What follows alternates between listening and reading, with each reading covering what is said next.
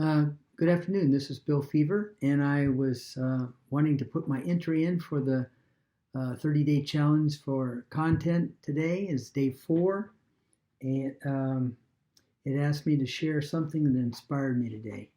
I don't know that I've ever told anybody, but I'm a teacher.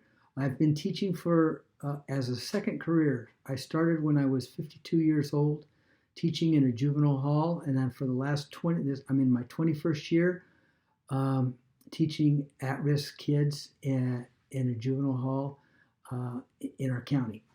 And today, every day, it's been a real struggle with COVID, where we're been remote teaching off of computers, from home and from other locations into the classroom.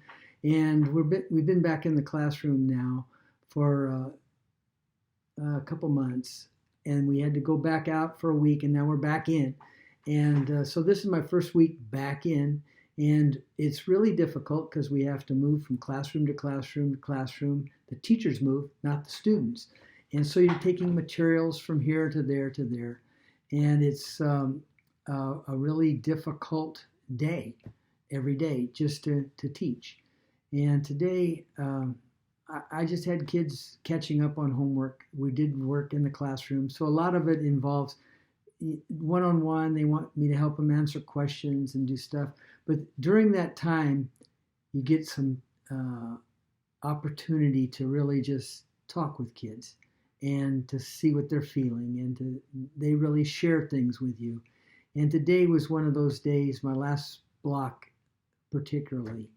The kids were just full of it, tough to handle, and yet you wanted to hug them. And they all love to give you the big fist bump at the end of the day, and that lifts me up.